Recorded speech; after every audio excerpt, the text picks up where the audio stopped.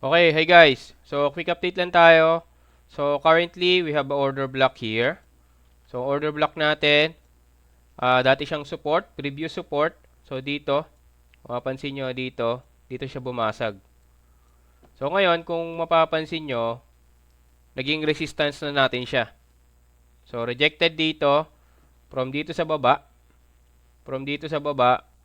papunta dito sa taas. So, ngayon, ang tinitingnan kasi natin dito yung 1 day.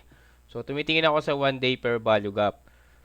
So currently kasi yung 1 day per value gap, naglalaro pa rin yung market dito. So hindi pa rin natin naman masabi kung ito rejected or ba ano na or possible basagin kasi hindi pa tapos yung yung candle sa 1 day eh. So currently market is 107,100. So dito tinitignan natin kung mare-reject kasi ito, possible, balikan tong 102 or C 100. So, yun yung possible na mangyari. Once this per value gap is rejected. Pero kung ito babasagin niya, so meron pa tayong isang per value gap kasi eh. So, ito lang pala, ito lang. Ito lang yung per value gap natin. So, natakpan lang siya kanina. So, ayan.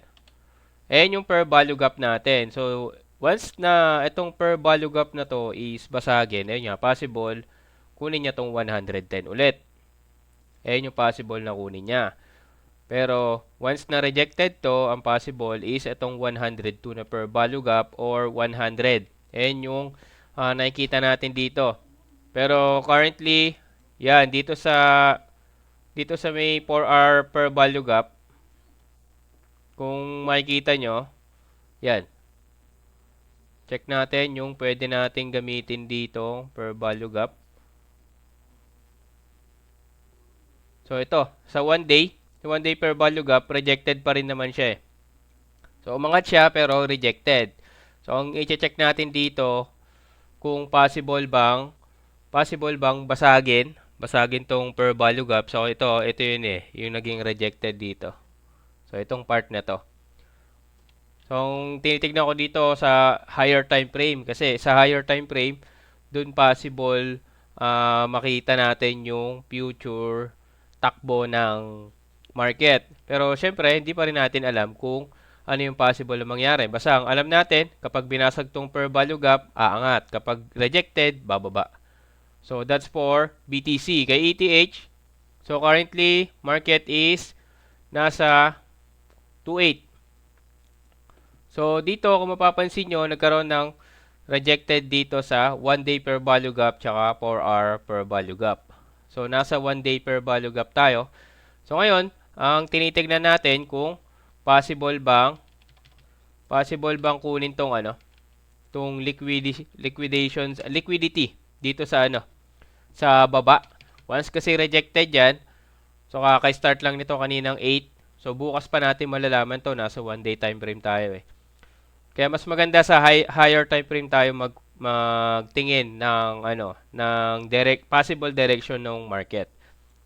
So dito tinitingnan din natin kung rejected to kay ETH, pero kung hindi, ang dapat niyang basagin is itong 27. Once na mabasag yan 27, possible balikan si 28 and kunin si 3K.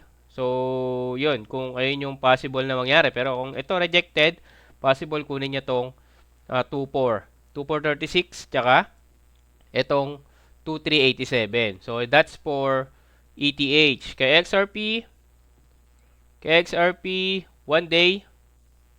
So dito sa 1 day, ito yung per value gap natin kay XRP.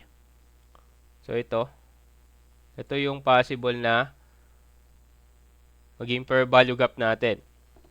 So currently naglalaro si market dito sa sa dito sa may sa loob ng per value gap zone.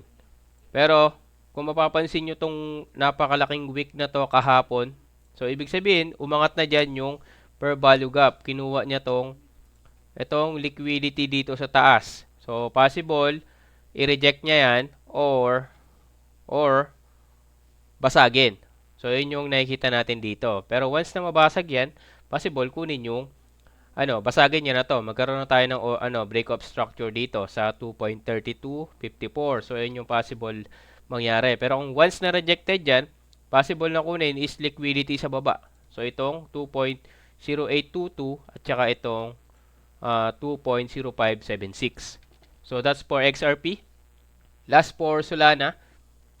So, Solana, check natin tong per value gap dito. Pero, yon kung makikita nyo, nasa 1-day time frame tayo. So, nakakita tayo ng possible, order, natin, support and resistance. So, based to sa lower time frame. So, nag-check ako doon ng possible order block. So, ito yung pwede nating gamiting order block. So, ngayon, kung makikita nyo, nagkaroon tayo ng double tap dito. So, ayan. Tapos, bumaba.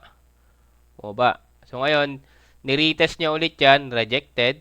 Bumaba ulit. Ngayon, ang possible na mangyari dito, either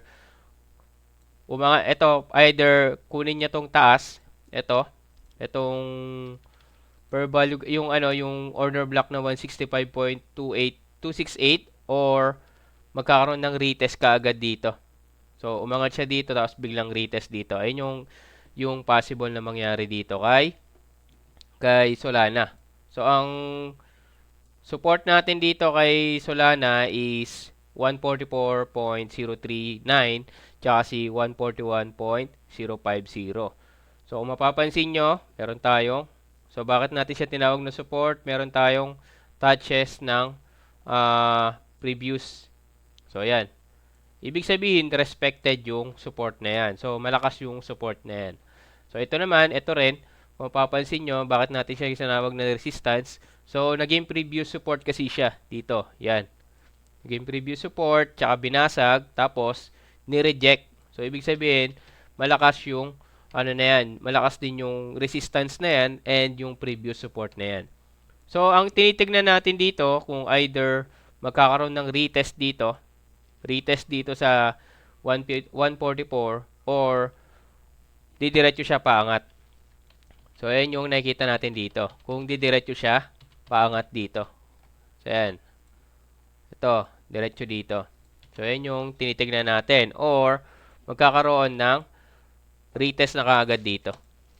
So, yun lang. Meron naman tayong report mamaya. May news tayo mamaya, yung core retail sales.